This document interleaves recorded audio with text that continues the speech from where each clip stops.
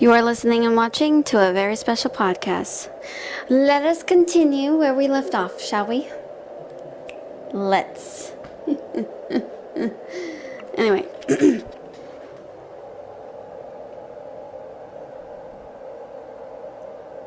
Briar was fidgeting around a bit. Randy was a little scared. However, the others were just feeling a little too uncomfortable.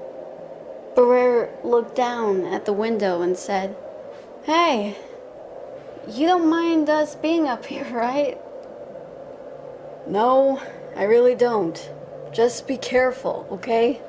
Fine. I just don't want you guys to take a good hard look at my crotch area, okay?" Briar joked. That made you looked up. "Oh, come on, don't play that."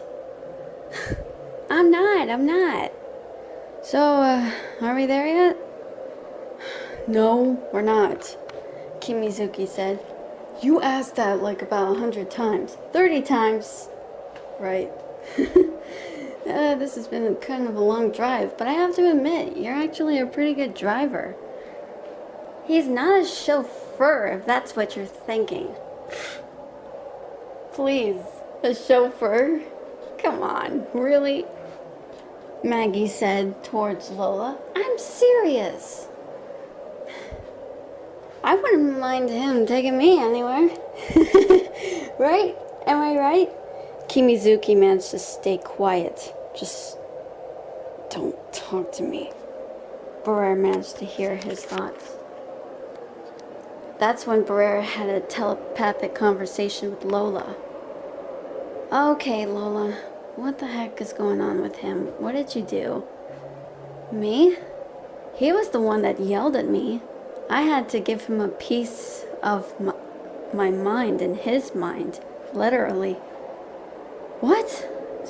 No, it wasn't like that. It's fine, but let's just say he told me that he didn't want to die, and also he has a little sister, and he would do anything." "And you took on this? What was I supposed to do? Say no?" Okay, I'll buy that.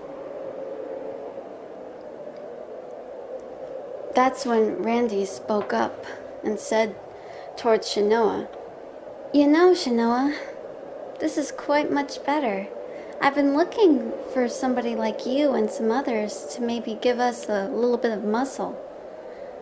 "A little bit of muscle? What do you mean by that?" Shinoa asked with curiosity. "Well, to the contrary, there seems to be something in the air, and it's quite a tragic sign to it." "Tragic?" By the way, even though my real name is Randin, or Randolin if you like to call me, you can always call me Randy. And hey, maybe I'll owe you big time. How about that? Shinoa's face perked with interest. Maybe. Besides, maybe you're worth my time. Maybe I am. Randy managed to say, and she lied right back down on the top of the Hummer vehicle.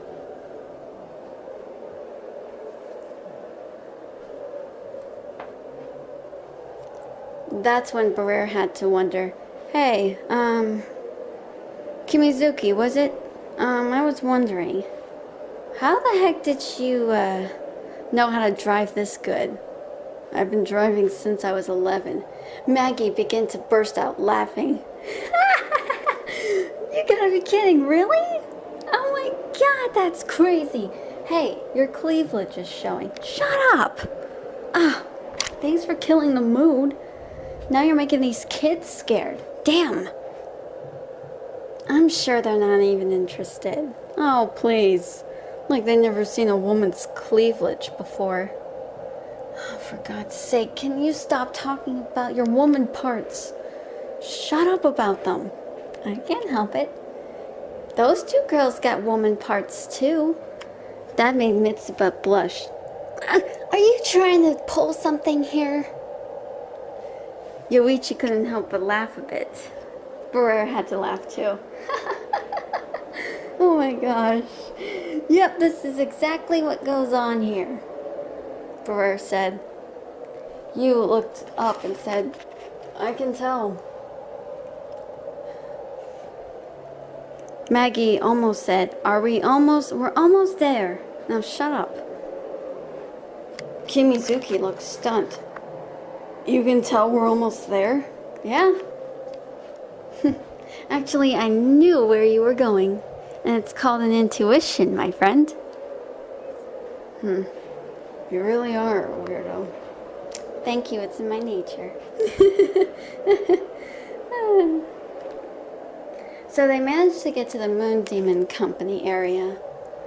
However, Briar was surprised to meet Lieutenant Colonel Guren Ichinose.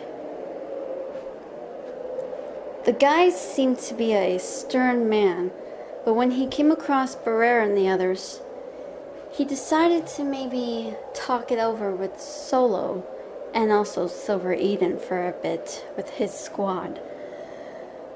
However, that was going to change because there was something to do with these girls.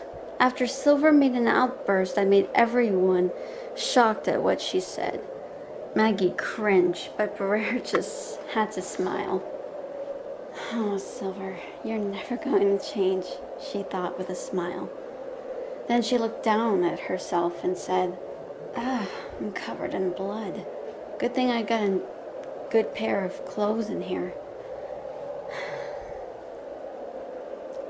Guren had to place them all into different rooms and let his squad guard the doors.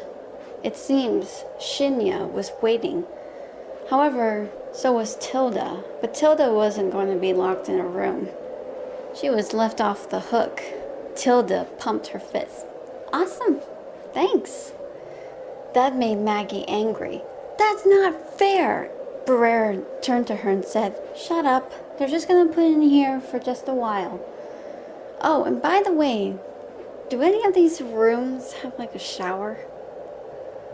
That's when one of the lieutenants by the name of Sayuri asked, why? I just want to change my clothes. Sorry, it's covered in blood. Yes, this room here. Thanks. That's very kind.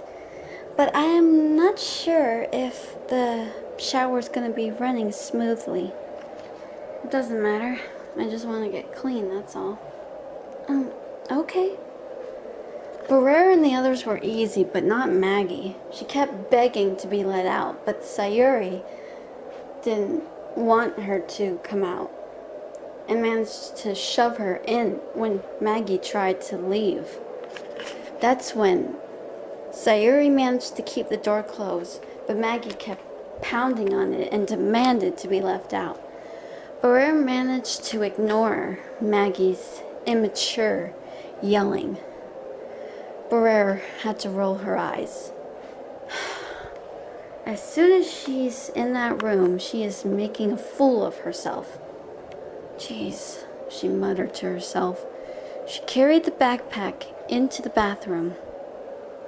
She managed to take off her blood-stained clothes, place them all on the floor, went into the shower, turned it on, closed the curtains behind her, and managed to rinse herself.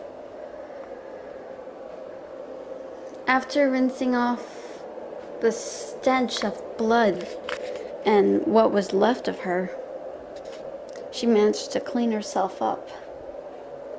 Then she changed into different clothes. They were more appropriate, and even though this was going to be a risky mission, she couldn't lose herself to become just somebody else. She noticed that there was a bit of a cot right there, a little small bed, so she lied there.